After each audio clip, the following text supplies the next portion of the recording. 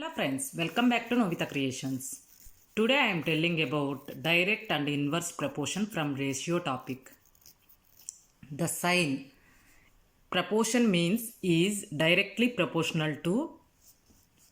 This is often expressed as is proportional to. For example, y is proportional to x cubed is read to y is proportional to x cubed. Here we can see what is the difference between direct proportion and indirect proportion. Y is proportion to x means that when x is multiplied or divided by a number, then so is the corresponding value of y. For example, you can see here example. When y is proportional to x value is increasing and y value is also increasing. For direct proportion, the graph of y against x goes through the origin. Origin means 0.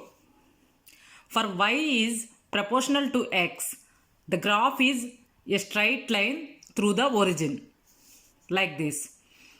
But here inverse proportion, y is inversely proportional to x. That means if x value is increasing, y value is decreasing.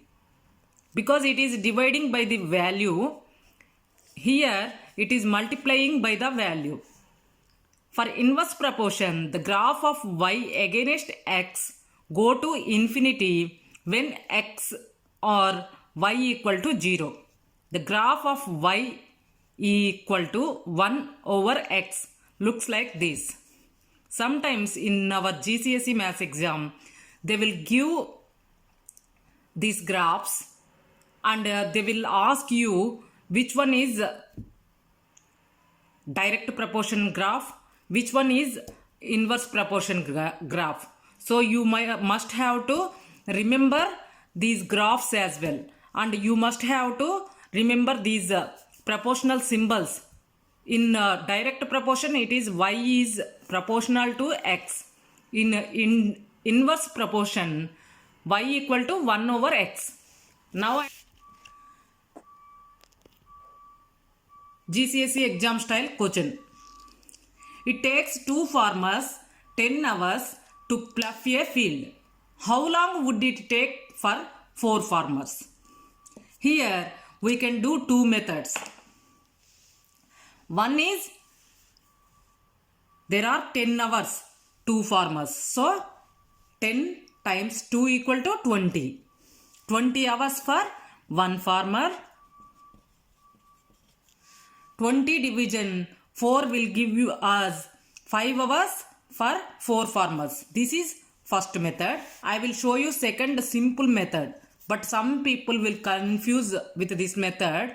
So whatever is best for you, just follow it.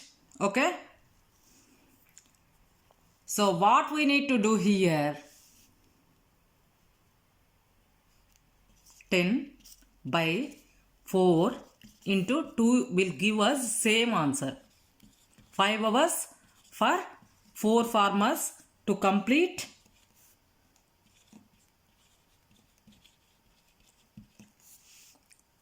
plough a field. I will tell you one more example. Here is my second example from inverse proportion topic. This is GCSE grade 5 exam type of question. It takes 2 carpenters 6 hours to make a bookcase. How long would it take for 8 carpenters to make a bookcase? Here we need to follow one rule. That is golden rule for doing these questions. First times for 1 and then divide for all. So first we need to times for 1.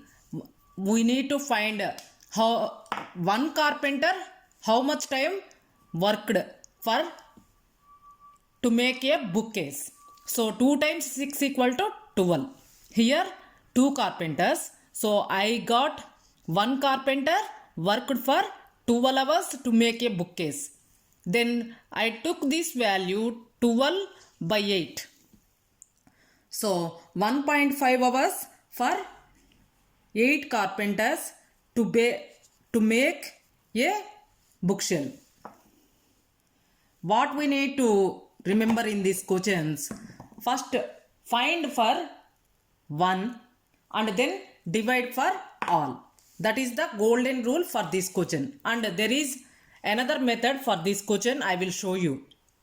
Some people will do like this.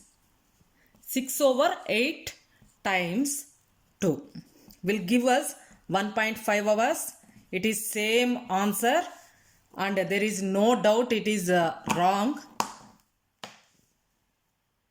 It is always correct method as well, because here what they are doing, hours by 8 carpenters, how many carpenters we need to do, and times 2 will give us 1.5 hours for 8 carpenters to make a bookshelf.